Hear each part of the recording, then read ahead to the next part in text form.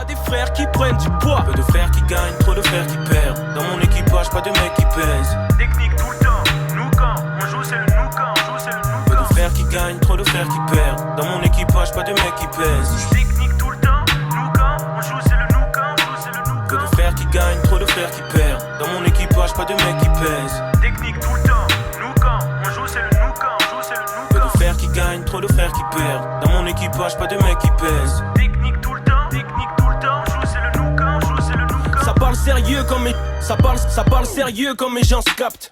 On se connecte, on parlement, on politique, on pense, se cache. Depuis En sous-marin, l'écart artistique entre vous deux, dans les délires en tout cas, il s'est creusé. Ouais. Pourtant, quand vous posez, que ce soit sur le morceau dont on vient de parler ou le morceau qui est dans son projet, on sent une grosse complicité. Vous adorez faire les passe-passe, moi parfois ça me rappelle des morceaux de Lunatic, notamment Brûlé, tu vois, voilà. C'est même pas un passe-passe, c'est vous complétez vos phrases, machin. On peut imaginer que ça revienne à un projet à deux, ou c'est totalement hors du temps. Je sais pas, déjà il faudrait qu'on se mette ensemble sur un emploi du temps déjà, qu'on soit tous les deux libres en même temps. Ensuite, il faudrait qu'on sélectionne les prods 6 mois à l'avance, tu vois ce que je veux dire. Et ensuite, je sais pas, ce serait compliqué.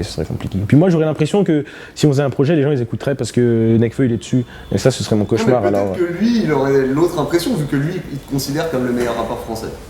Ouais, mais comme pour moi, c'est lui qui vend des disques, les gens ils vont écouter parce qu'il est là, pas parce que. Il y a une différence quand même entre vendre des disques et être un bon rappeur. Ah non, ça n'a rien à voir. Non, ça n'a rien à voir. Je connais des centaines de bons rappeurs qui n'ont pas vendu de disques, ça n'a rien à voir. Mais le fait est que si on faisait un truc là, il y a des gens qui cliqueraient parce qu'ils connaissent Nekfeu, tu vois ce que je veux dire, pas parce qu'ils connaissent Alpha One, tu vois ce que je veux dire. Donc ça m'énerverait déjà d'avance, tu vois. Donc voilà. Ouais, t'aurais l'impression d'être un peu dans l'ombre du truc. Ouais, j'aurais l'impression que c'est une passe en fait, tu vois ce que je veux dire, qu'il est en train de me faire une passe, de faire un, tu vois ce que, en tout cas les gens ils vont l'interpréter comme ah ouais il est sympa, il a fait un projet avec son pote, tu vois ce que je veux dire. Donc non, moi je veux que. Sur le même pied d'égalité en fait. Ouais c'est ça, il est trop populaire pour moi, tu vois ce que je veux dire. Moi je veux que les gens ils écoutent parce qu'ils kiffent comment je crache le feu, pas parce qu'il y a Nekfeu dessus, tu vois ce que je veux dire. S'il y a Nekfeu dessus, il faut que ce soit un bonus, tu vois. Et puis vu la qualité des feats, de toute façon, des morceaux éparpillés un peu à droite à gauche, ça reste quand même déjà très bien. On en a eu deux cette année. Ouais, après je sais qu'il y en a qui kifferaient qu'on fasse un sous-marin 2, mais ce serait tellement compliqué. Ah, l'avenir nous le dira. Après l'avenir, on sait jamais, hein. Franchement l'avenir. Autre feat avec Esprit Noir, Lunettes Noires, qui a donné un clip. Ouais. Réalisé par Cyril Boulanoir. Ouais. Gros concept, avec un match de foot contre des skins. Ouais. C'est des vrais mecs là, parce qu'ils sont ressemblants hein, quand même. Non, des dédicaces à eux parce qu'ils ont archi bien joué, le jeu. Mais ouais, on voulait se faire un petit match de foot contre des Nuskies et voilà, c'était parfait. Donc c'est pas des skins. Si, c'est des skins totalement. Non, mais c'est des vrais skins dans ton clip. Ah non, des vrais skins. Non, des vrais skins. Non, pas du tout, c'est des gens normaux, je pense pas du tout qu'ils soient dans ces trucs-là, mais disons qu'on a fait le travail pour qu'ils soient réalistes.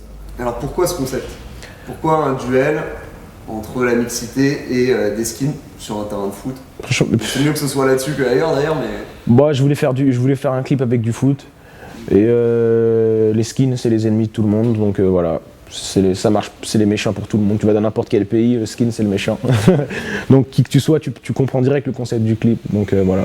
Bon, même si les skins maintenant, on va dire que c'était un phénomène qui était très développé dans les années 80. Ouais, c'est clair, c'est clair. Ça n'existe plus vraiment aujourd'hui, donc c'est plus une image du racisme, une incarnation en fait. Ça existe encore hein, quand même. Hein. Ça existe encore un peu quand même. Hein. Il y a, ça existe encore un peu. Ouais, avec le mouvement néo-nazi et les trucs comme ça. Ouais. Après oui, c'est clair que ça n'a rien à voir, je pense, à l'époque des requins vicieux et des Black Dragons. Mais il y en a encore un peu. Et puis il y a le contexte récemment où Marine, le FN, ils ont failli aller au deuxième. Enfin, on a cru qu'ils allaient aller au deuxième tour. Donc c'était dans l'air du temps. Toi, quel regard justement tu portes sur ça, sur cette montée de l'extrémisme avec une part de gens qui sont profondément racistes et une part, à mon avis, de gens qui sont juste un peu paumés. Comment on perçoit ça en tant qu'artiste, personnalité publique? Je sais pas, ils ont prouvé que le FN, ils étaient le plus fort dans les petits villages. Donc dans les petits villages, c'est là où il y a donc statistiquement le moins de Noirs et d'Arabes. Donc c'est prouvé que les gens qui votent pour le FN sont les gens qui sont confrontés à moins d'Arabes et de Noirs que les autres gens. Donc à partir du moment où des gens qui vivent même pas avec des Noirs et des Arabes, ils votent Front National, je peux pas m'exprimer, ça n'a pas de sens, tu vois ce que je veux dire. C'est bien la preuve que la télé et les médias, ça marche. C'est la vitrine qu'on leur propose. Ouais, c'est ça, hein, tu vois, c'est les villages où il n'y a pas de Noirs et d'Arabes, c'est là-bas où les gens ils votent Front National, tu vois ce que je veux dire. Donc ça prouve bien que la puissance des médias, etc., elle n'est toujours pas à discuter. Les médias sont toujours aussi forts et ils peuvent toujours mettre autant de disquettes dans la tête des gens. Et toi qui as grandi dans une ville et pas du tout dans un village, comment tu l'as vécu? Est-ce que tu as été victime de racisme plus ou moins que les autres, ou tu t'es senti totalement comme tout le monde? Bah, je pense pas avoir vécu plus de racisme que les autres, et non, franchement, ça m'a pas étonné de la France, franchement, ça m'a pas surpris, tu vois ce que je veux dire, pas du tout. Juste un petit truc dans le clip, et ça fait plusieurs fois que je vois ça, Sneezy il fait que stab dans les clips. C'est quoi cette histoire? Je sais pas, en plus déjà ça doit être un des plus nerveux de l'équipe, mais je sais pas pourquoi il fait que stab. Je sais pas, peut-être je sais même pas, c'est vrai que bonne question, je sais pas. Ouais, parce que dans le clip, je sais plus c'était quel morceau de Super, mais où il se battait contre 5 mecs. Et puis je crois qu'il y avait encore une autre scène avant avec un truc d'un 995. Ouais, c'est vrai, je sais pas. Il aime bien ça, lui. Bah, je sais pas, c'est peut-être parce que les Arabes sont bagarreurs, hein, alors on met l'arabe dans la bagarre, peut-être que c'est ça. D'accord, tu fais des raccourcis. Je vais te parler un peu de rumeurs parce que tu l'abordes dans le premier morceau du projet où tu dis qu'en gros, si tu faisais attention où on dit, tu serais pas le seul black dans un groupe de blancs. Ah bah oui. Déjà, j'avais même pas fait gaffe. Et puis tu viens de le dire, il y a un rebeu. Ouais. C'est dans le protocole, c'est ça? C'est ça. T'as eu des critiques dans ce sens-là? C'est quand même, non, des fois je vois quelques commentaires, mais surtout c'est plutôt quand j'étais plus jeune au début, les mecs de mon quartier me disaient, oh, mais t'es chelou, tu rappes qu'avec des blancs, tout ça. Après je leur disais, ouais mais gros c'est la vie frère. Je sais pas, tu vois ce que je veux dire, si j'avais été ramené avec 3 Turcs et un pack frère, j'aurais quand même représenté mon gang à fond, tu vois ce que je veux dire. Non, je sais pas, c'est du... Il n'y a pas de place pour le communautarisme dans l'art en fait. Non. De toute façon, non, même dans la vie, en réalité, il n'y a pas de raison quand tu as l'occasion de te mélanger. Non, surtout que c'est prouvé que ça marche pas, tu vois ce que je veux dire. En tout cas, en France, c'est prouvé que ça marche pas, tu vois ce que je veux dire. Que quand les gens ils restent en communauté, ils vivent pas spécialement mieux, tu vois ce que je veux dire. Mais ouais, non, je sais pas. Je disais ça parce que je trouvais ça drôle, mais que après, tu vois, moi j'en ai rien à... Je m'en fiche totalement, tu vois, je sais d'où je viens, je me connais. Je te dis, même si j'étais dans un groupe avec que des Coréens, ben on serait toujours aussi chaud avec mes gars coréens, y a pas de problème. Ouais, donc pour rester un petit peu dans les critiques, les rumeurs, tout ce qui alimentait autour d'un 995 sur le fait, ouais, bon, c'est du rap de bobo, c'est des gosses de riches, tout ça aussi, ça te passe au-dessus de la tête. Ou finalement, même toi ou la famille, à un moment, c'était gênant ces trucs-là. Non, c'est rien ça. C'est pur et simple. Non, ça c'est rien. C'est comme si tu vas au collège et il y a un mec qui t'aime pas dans le collège, c'est rien ça, tu vois ce que je veux dire. Non, ce qui fout le seum quand on traite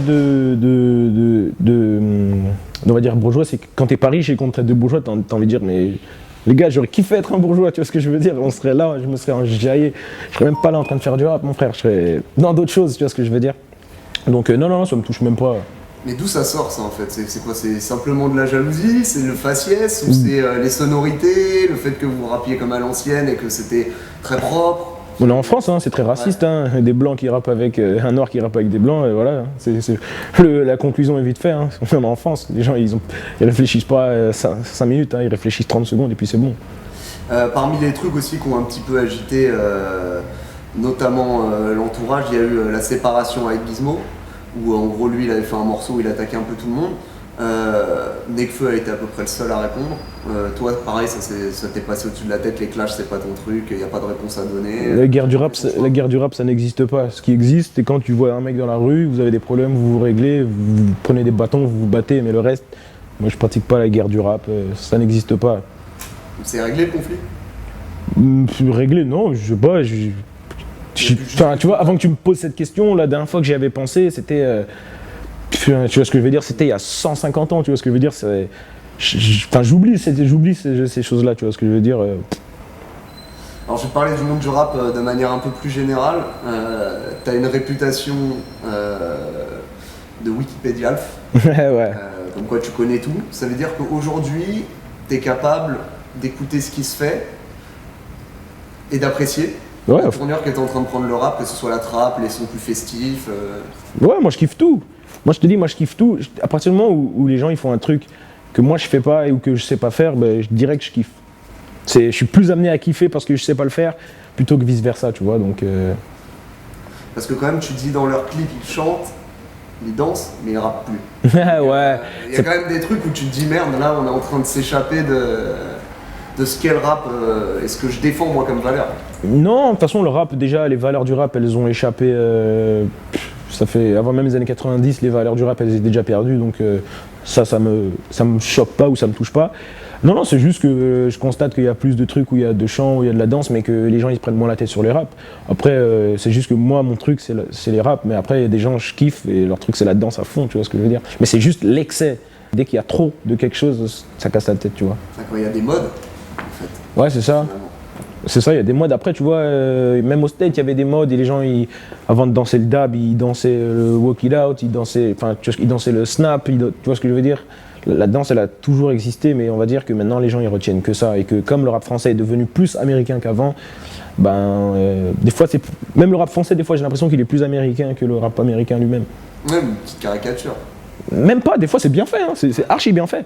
Mais c'est juste que ça manque, des fois, je trouve, de délire de chez nous, quoi. Tu vois ce que je veux dire, on est en France, on a une grosse culture parce qu'on a un pays archi, c'est un melting pot ce pays, donc on a une culture archi large, donc on devrait plus utiliser cette culture qu'on a plutôt que tout le temps faire les quinries. Après je comprends à fond qu'on soit très très quinries, parce que c'est le berceau, et c'est un des seuls pays au monde où il y a des Renois qui brillent, tu vois ce que je veux dire, donc c'est normal aussi en même temps, mais des fois je trouve que c'est trop.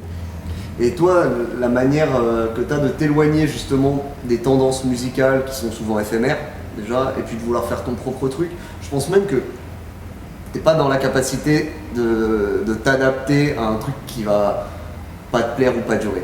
Ouais, non, je peux pas, et même des fois, même j'y arrive pas, tu vois, des trucs très très simples que tout le monde fait, ouais, j'y arrive pas tellement, c'est pas mon délire, mon cerveau il arrive pas à faire les calculs pour que ça sonne pareil ou que ce soit pareil. Alors du coup, par conséquent, t'as parfois une étiquette, t'es pas le seul, mais de rap old school, ouais. Ça me dérange pas. De toute façon, c'est ce que tu prônes à la limite, c'est ce qui te plaît, donc tu fais ce qui te plaît. Non, ça me dérange pas tant que ça, parce que Alfloren 1, Alfloren 2, les deux seuls projets que j'ai sortis dans ma vie en solo, ils sont pas, c'est pas spécialement old school, tu vois ce que je veux dire, donc c'est les gens qui restent collés à cette étiquette 1995. Après, je suis un fanatique de rap à l'ancienne et j'en écoute énormément. Mais pour pouvoir avoir cette position par rapport au rap à l'ancienne, je suis obligé d'écouter plus que les autres ce qui sort, tu vois ce que je veux dire, pour affirmer, ouais, moi je préfère mon truc de cette époque-là, mon truc de cette époque-là, ça veut dire n'importe quoi qui sort, je l'écoute et je veux savoir si je l'aime ou si je l'aime pas, pourquoi, tu vois ce que je veux dire. Donc on me qualifie de mec à l'ancienne, mais j'écoute même sûrement plus de rap actuel que de rap à l'ancienne. Et même j'écoute sûrement plus de rap que les gens qui écoutent du rap, tu vois. Donc ouais, non, j'écoute tout, mais c'est vrai que dès que je reprends un peu un truc à l'ancienne, c'est différent, parce que tout le monde reprend les trucs actuels. Donc si je reprends un truc à l'ancienne, déjà je me sens différent. Donc il n'y a pas de problème avec cette étiquette old school, je suis un mec à l'ancienne. Je mets des Polo Brice, je mets des Clarks, tu vois ce que je veux dire. Des bandeaux Nike. Exactement. Exactement, shout out à Nelly. Donc ouais, pas de problème avec cette étiquette-là. Pour finir, qu'est-ce que tu nous prépares pour cette année? Il y a déjà une date prévue sur Paris en avril. Ouais. Donc même si ça te fait chier de faire de la scène, tu iras le faire avec plaisir. Non, là, après mes concerts solo, ça me fait moins chier, on va dire, parce que je peux me prendre la tête sur la mise en scène, tu vois. Et quand je me prends la tête sur la mise en scène, tu vois, ça me donne un peu plus je fais un peu plus d'art, tu vois, donc je me divertis un peu, donc c'est du travail qui paye bien après à l'image quand tu travailles bien le décor de ta scène et tout, mais sinon, ouais, la Gaieté Lyrique le 20 avril, venez, ça va être mortel, il y aura Usher, Michael Jackson qui vont venir, Tupac aussi. Et pour payer cher l'hologramme. Exactement. Et ouais, non, après pas mal de scènes pour l'année, hein. Pas mal de festivals, et puis j'espère, je vais continuer à lâcher des morceaux. Là pendant 2 ans, j'étais un peu satellites comme ça, ouais, des morceaux d'occuper le terrain. C'est ça, j'ai compris que mes fans ils méritent à fond que je leur envoie ça, tu vois, les gens ils me disaient ouais mais t'es un bâtard, ça fait longtemps que tu sors pas des sons. Là je vais leur envoyer ça pendant que je suis là, je vais leur envoyer ça à fond. Et ça t'empêchera pas de bosser sur le projet de 995, on en parlait brièvement tout à l'heure. Là vous êtes déjà ensemble, la dernière fois vous vous êtes mis en vase clos, mais je crois que c'était pour l'entourage. Vous allez louer une baraque, ça va être à peu près le même format, où vous allez tous vous réunir, ou vous allez prendre plus de temps? Non, on va prendre plus de temps, et puis surtout avec l'entourage on peut se permettre de faire ça Mais dans le groupe, on a trop de styles de vie différents pour pouvoir réussir à se mettre dans une maison pendant. Tu vois ce que je veux dire? Donc, ouais, on va travailler sur le second opus et on a déjà commencé d'ailleurs. On a déjà fait plusieurs vagues de maquettes, mais on va arriver vraiment lourd cette fois-ci. Bon, bah, j'ai le sentiment qu'on se reverra bientôt. Alors. Ça marche. Bon, bah, bonne route à Alpha Lorraine volume 2 et puis. Bon, bah. Le projet d'un 995 qui, à mon avis, arrivera bientôt quand même. Merci à vous, hein, et faites encore plus de Bousca Zapping. Si vous pouvez faire des Bousca Zapping chaque semaine, je serai très content. Ça marche, merci. Ça parle d'ascache, football. Jeune entrepreneur, hood boy. Pas toi pour ton assiette, y'a pas de football. Le rap, c'est mon air de jeu, j'ai le tonnerre de Zeus. La dame de la chance a écarté les jambes. J'ai pas encore mis ma teub, mais j'ai pu mettre le doigt. Mets tes lunettes noires, ne viens pas dans l'aquarium où la fumée te noie. Je me fous que des putes crient. Je me fous que des putes crient mon nom. On bosse pour le billet, ça complote pour briller. J'ai même surpris mon ombre, Val et puis esprit noir. Pour cette époque qui te glace le ventre. Aujourd'hui les armes et les âmes se vendent à des prix dérisoires. Pour plus être locataire, on fait les bails. Avec la précision d'un tailleur.